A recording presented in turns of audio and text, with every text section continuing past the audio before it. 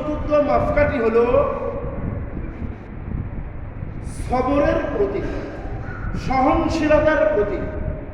নিজেকে, নিজের আত্মাকে, নিজের মানসিকতাকে এবং 500 জন, নিজের অবস্থান স্থল এবং নিজেদের কর্মস্থল, পরিকল্পনা স্থল, সব অংশকে সবর তথা সহনশীলতা ও ধৈর্যশীলতার প্রতি উদ্বুদ্ধ করেছে। এখন সবর অর্থ আমরা বুঝি, আমার সন্তান মারা গিয়েছে, সবর করলাম, শুধু এটার নাম সবর, বরং এটা সবরের একটা তুচ্ছ কিংবা ক্ষুদ্র অংশ। এইটাকে পূর্ণ সবর করার কোনো অবকাশ নেই। 500 টাকা, 5 লাখ টাকা পকেট থেকে হারিয়ে গেছে, সবর করলাম বলে সবরের একটা ক্ষুদ্র চিত্র, এটা ন্যূনতম দৃশ্যপট। এটার নাম পরিপূরক সবর নয়। বলে পরিপূরক সবরের দৃশ্যপটের চিত্রায়ন করতে হলে কমপক্ষে 3 প্রকার, 3টা অংশের চিত্রায়ন আমার মধ্যে আসতে হবে। 1 নম্বর কি?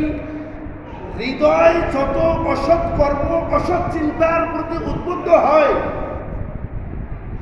কিংবা যত অসৎ কর্মের সুযোগ আসে, সেগুলো থেকে বিরত থেকে নিজের আত্মাকে কষ্ট দিয়ে সহনশীলতা অর্জন করা, এটা হলো আলা দরজার সবর। ঘুষ খাওয়ার সুযোগ আছে, খাইলাম না, সবর।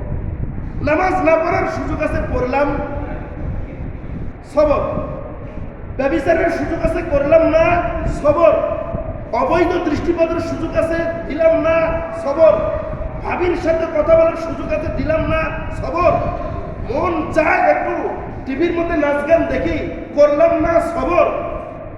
এইটা হলো সবরের প্রথম স্তর। আত্মসংবরণ, অন্যায় কাজ থেকে, আল্লাহ তাআলার দৃষ্টিতে যেগুলো অন্যায়, সেই অন্যায় থেকে নিজেকে বিরত রাখার নাম সবরের প্রথম স্তর। 3 নাম্বার, মন চাহুক বা না চাহুক, দিলের তৃপ্ততা আসুক বা না আসুক, আল্লাহ তাআলার আনুগত্যে নিজের গর্দানকে সবসময় অবনত রাখা সবরের দ্বিতীয় স্তর। 2টা সমষ্টি যখন আসবে, এই 2টা সমষ্টি এমন একটা শক্তি তৈরি করবে, এই শক্তি বলে যত বিপদ আসুক, যত মুসিবত আসুক, যত দুর্যোগ আসুক, যত দুর্ভোগ আসুক, তখন সেগুলো থেকে আল্লাহ তাআলার সন্তুষ্টির উপর সবরের জামিল এখতিয়ার করা সহজ হবে। এটার নাম হলো সবর। এইটার নাম হলো, এই 3টা চিত্রের চিত্রপট যদি আমরা চিত্রায়ন করতে পারি, তখন সেটার নাম হবে সবর।